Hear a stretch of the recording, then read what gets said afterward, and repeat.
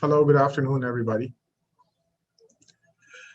All right, so first let me say thank you for spending some time with us today. I'm sure you'll be able to learn a little bit more about what IPOs really need and what is the undertaking before you come around to be able to participate in them. And as you learn through them, and maybe if this is going to be your first time going through one, keep an open mind. Try to be able to take notes of what happened to the market because these things can be quite tricky for those who are only experiencing it only for the first time.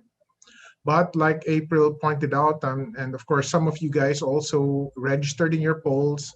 The long-term growth story here is very important because if you can see what the road ahead in the next few years would be for these IPO companies, it should be able to give you better positioning into understanding what you have to do and whether you should be aggressive, defensive, or maybe neutral into these types of materials. Today, I'm going to talk about the technical aspect of this. Now, in terms of technical aspect, this is a little bit difficult because normally technical analysis needs to review price charts. And we don't have that because it has not listed yet. So what I'm going to be doing today is I'm going to be looking at what IPOs have done in the past and try to see if we can prepare just in case such things happen again. And given these types of conditions, I've prepared a few slides just so you can see what I have gone through in terms of the experience through IPOs. And I'd like to share this with you so that you can incorporate this with what you're trying to do. And hopefully this helps you out. Okay, so running through a particular IPO can be just a little bit tricky, like I said, and the reason is because when IPOs come out, it's normally the data that you normally get from IPOs would be mainly coming from them. And that means we're only looking at these companies for the very first time. And it's really difficult to make an assessment through and through whether a lot of the data we're looking at is good or not. But try to get what you can, and we'll try to hash it out.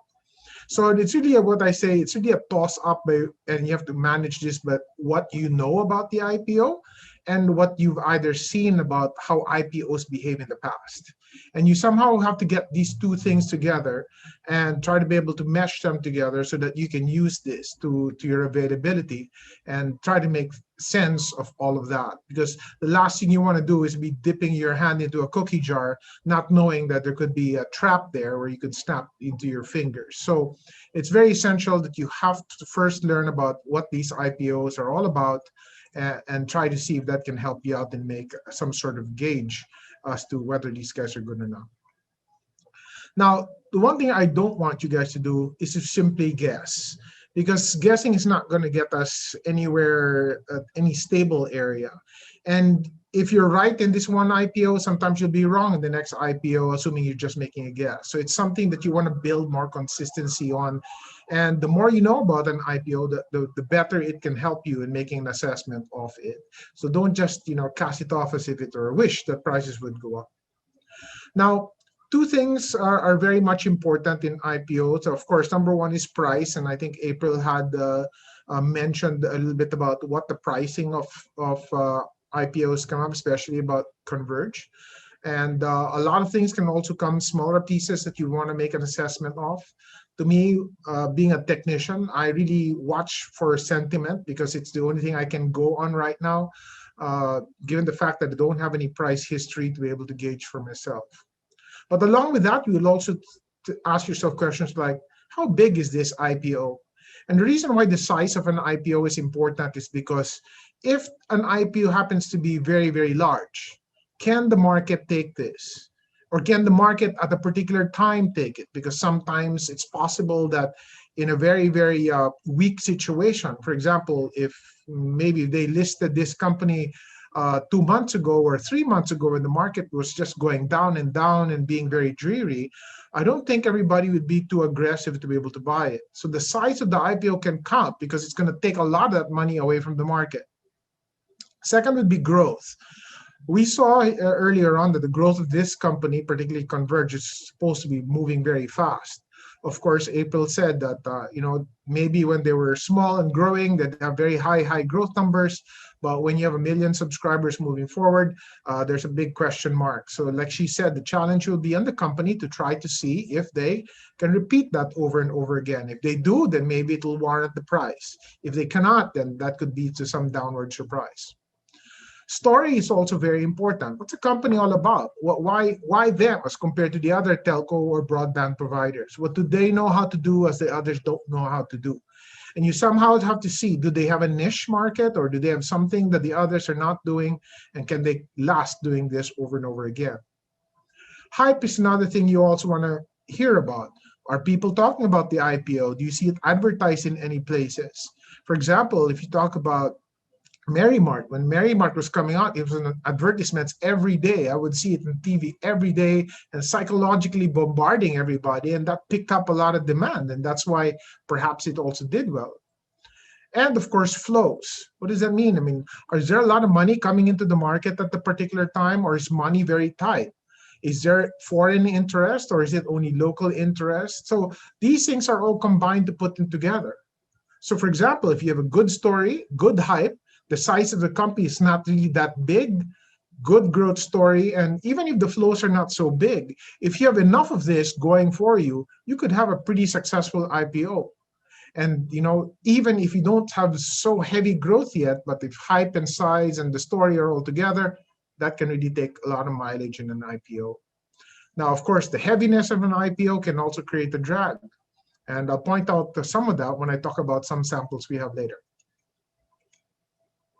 Now, I want to talk a little bit about sentiment because, like I said, being a technician, I will focus on this first because there's a lot of importance to me in terms of what this can do to an IPO. Number one, how is the sentiment of a market? Today, and only in the last maybe 4 or 5 days, the sentiment of the market has gone from a very sideways moving, dreary market to a very excitable one. It's been up 5 days very, very strongly right now. People are scratching their heads around trying to figure out what's going on. But yet the bullish mood has very much changed. Now all the blue chips are starting to move. A couple of weeks ago, we weren't seeing that kind of movement. The sentiment has changed. Now, how the fundamentals change? Maybe not entirely, and maybe it's changing in pieces, but the sentiment has improved. So much so that if you were to look at the chart that I have in here, the index seems to be following a certain type of behavior that I was looking at earlier and I was really hoping for. And I was really hoping what we'd call a W-like formation as a base for a market to be able to portray itself. This is that particular W that I'm talking about. Of course, the first big down move, which came out sometime in mid-March. Of course, when we went on lockdown, major recovery took place after that. Pulled back again, but made a higher low than the low that we've seen here. And now we see market breakout from the consolidation and move on. Now, when I was doing this, I was actually looking at another index as a sample, something that I saw back in 2016. I used the German DAX, or the German index, as an example of what could happen to us in terms of similarity. So if you look at the image I have here on the right side, which is a German DAX in 2016, just look at it first and see if you can make the same type of comparison. Also, there was a big decline, and then a major rally came in. If you notice, I also compartmentalize in colors the rallies and reactions that you've seen. And after this, then prices broke out of this consolidation you see here, and of course, streak itself up. And so the W formation that I saw back then seems to be happening to the Philippines today. Now, if things continue to go the way I hope they would, then let's see what happened to that German DAX after. So the part that I showed you earlier was about this part over here. And you can see the rally continuing on. And after hitting the high of the rally over here, if you notice, the market did pull back for a while, but then exploded, continued to go up, and had one more hurrah before actually seeing some degree of a reaction to the market. And let me show you what happened to this German DAX right after this. So this part over here is this part over here. And after this big push, which broke out of this range, the market really went up for a while, but then took some time and consolidated for the next couple of months. It tried to be able to reconsolidate itself because there were things that it had to wait for. Maybe it had to wait for the fundamentals to catch up to the story. And then after that, the market just ripped open and attempted to move up again. So I think this type of situation could actually happen to the Philippine scenario. And the recovery that we might be seeing might be something called like staircase type of recovery, where you'd see the market would go up, then sideways first, up, and then sideways first, and then up again. Why not just a straight line going up? Well, because of course the fundamentals don't match that type of orientation right now. We're coming from a COVID situation, and we need to be able to make better assessment of what's going on here. Okay, so given that condition, let's look back at the Philippine market. Now, in the Philippine market, just to be able to point out that what I showed you in the DAX made a big rally, and it stopped a little bit at the previous high that it made. That previous high we have is situated between roughly 6,600 and 6,500. Now, our index closed a few points just below the 6.5 level. So we are coming towards an area where we might expect some degree of resistance, and that means some selling pressure might be enacted here. And so if it does stop and it pulls back, there could be one more push before we might see that the market may need to correct either sideways or maybe make a reactive consolidation similar to what you see here. But I very much doubt that this market will come back down all the way to where it's come from. If it does that, then we'll probably be in very big problems. So I think what will happen is the market should be pausing soon, but maybe it can continue a little bit while longer. Now, if it is extraordinarily strong for some reason, this is what I would anticipate in terms of the high band, just in case a continuation would swing. What I did is I drew an uptrend line here, based that, and I generated a price channel, and this estimates a potential upside of 7,000. So on a normal environment, we should be reaching about here, which is about good enough. But just in case things happen to be able to swing a little bit more, it could extend itself maybe closer to 6,900 or 7,000 as an initial phase, and then perhaps bank off into that consolidation or correction that I was talking about earlier. So I hope this helps, but it still points out that we are in a very different situation in sentiment, because sentiment has improved. And going back to IPOs, an IPO coming up in an improved sentiment time is, of course, beneficial for an IPO. Now, in my experience, I've seen a lot of IPOs come up, and of course, I've seen a lot of different openings, up and down. And I just wanted to be able to give you a sense of what normally happens into an IPO. That way you can prepare yourself, and just in case it does attempt to manifest again, you know what to do, and you understand why it's happening. So in an IPO, it'll go through roughly 5 phases. The first, during the opening, you'll either have a hurrah or a hiccup. A hurrah means you'll see prices just blast off and go up, and of course, generate a lot of happiness on everybody's end.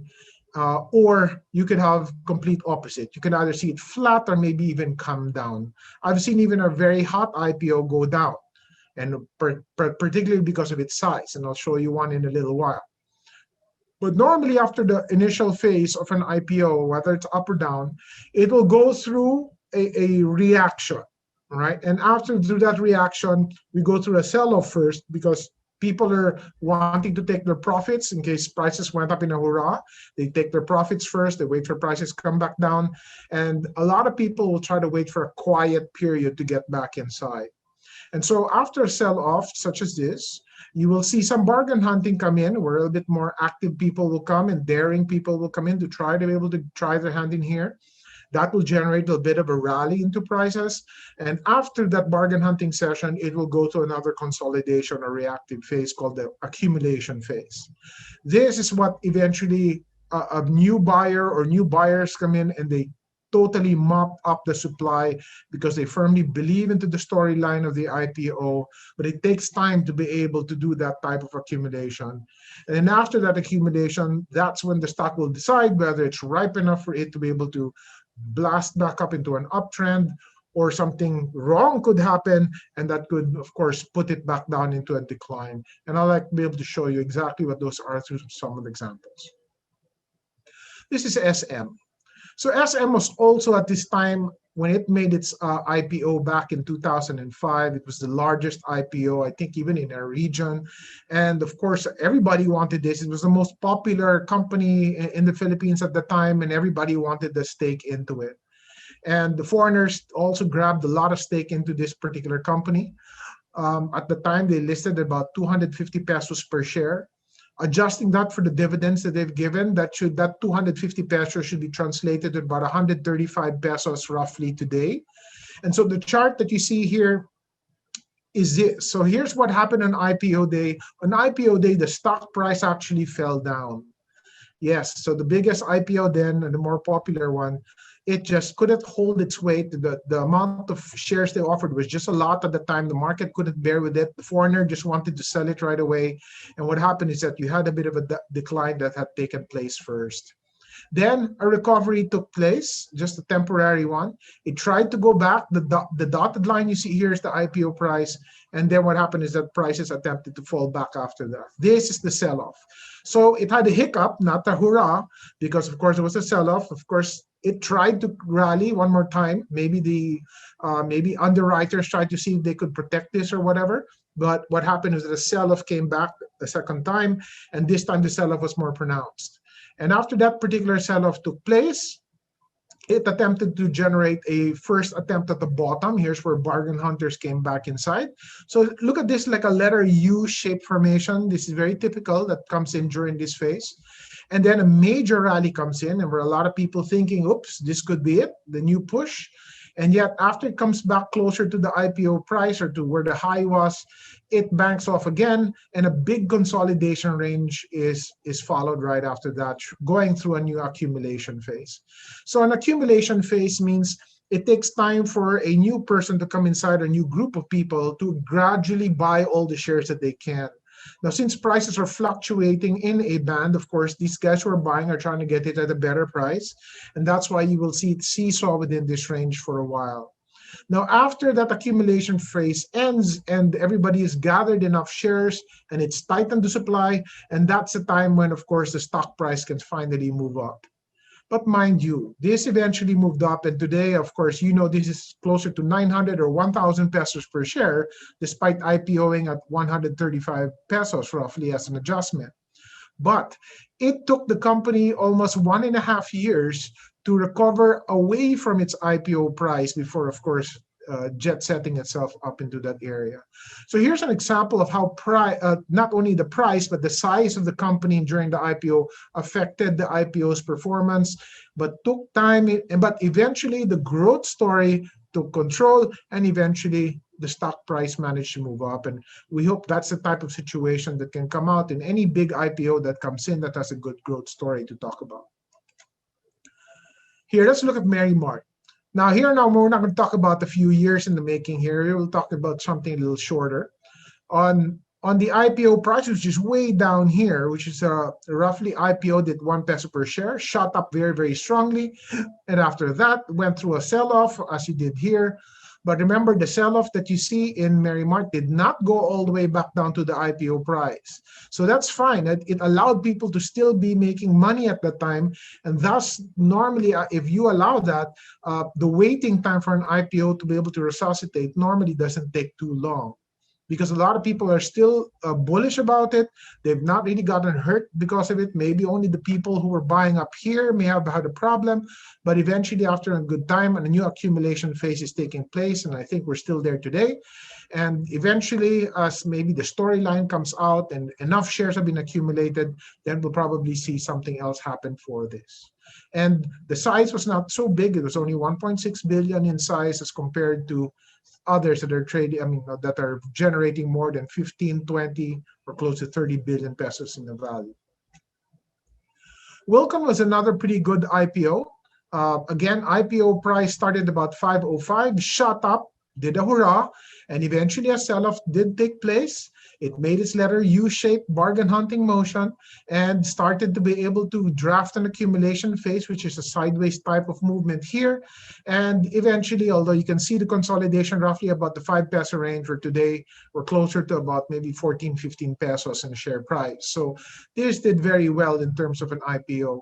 The size was about 7 billion, so not really that small, but not really that big either. And things worked out quite well and still doing quite well relatively for this IPO. One thing also I want to point out is that in an IPO range, you could also check the initial price that they wanted to sell an IPO at. From here, it was 5 to 568, and eventually they priced it at the lower end of the range. Now, why does that happen? Well, sometimes it's because they have a hard time placing it at a very high valuation. So what they do is they try to make an adjustment. Normally, if that happens, people tend to be very watchful of a company. But like I said, the growth story is good and prices can stay above their IPO price. That helps a lot in allowing things to continue much better. Jollibee Foods. Now, this also spanned a few years in terms of the data I'm using, but again, I just wanted to show you IPO price roughly about 9 pesos per share, way down here. IPO day was just a massacre, went straight up, didn't leave any room to buy anything in between, and continued after a small consolidation to shoot up. But after that, of course, it went over what its growth at the time was actually trying to do, and eventually it subsided to that selling pressure. Again, another sell-off, eventually some bargain hunting, the consolidation that comes in after the accumulation, and eventually the uptrend that comes right after that. And of course, after this, the stock is closer to over 150, 170 pesos per share. And you can see how successful this guy was, again, because the growth story came in to be able to resuscitate that activity later. Double Dragon, pretty similar to a Merry Mark type situation, also very strongly.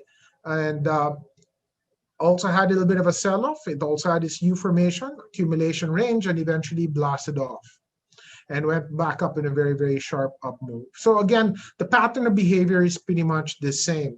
The only difference here is whether those issues we talked about an IPO, whether it's a story, growth, pricing, heaviness, flows, all those things matter to be able to see whether that IPO day will be very successful and give you a hurrah, or whether it needs to take a bigger pause and wait it out for the fundamentals to catch up to the pricing mechanism that was desired for that.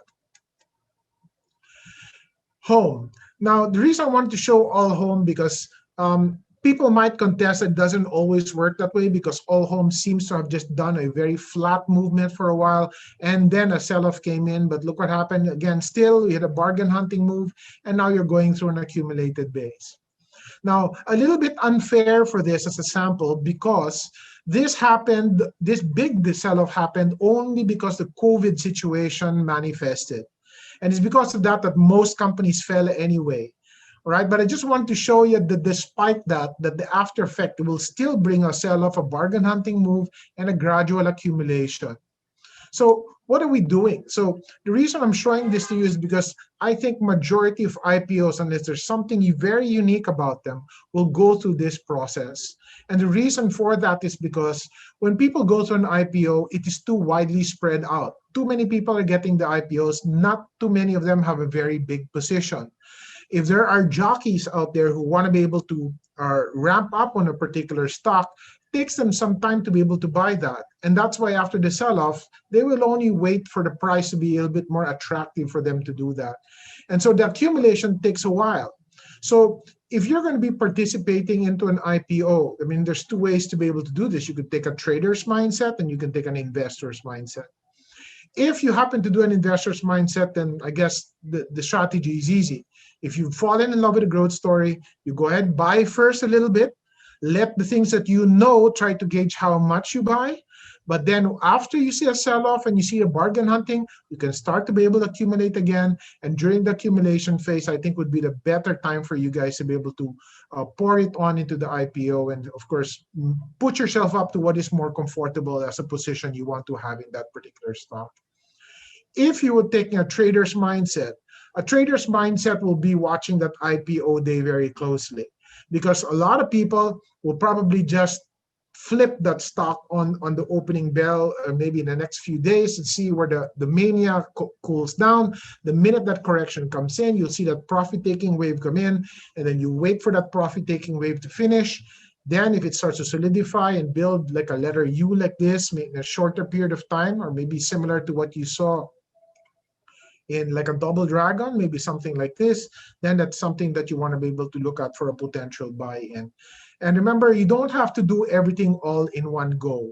It takes time for these things to be accumulated anyway. So try to be able to make the most of that. Now, one thing you have to understand, remember, you can scale in your position. You don't have to put everything all in one big thing.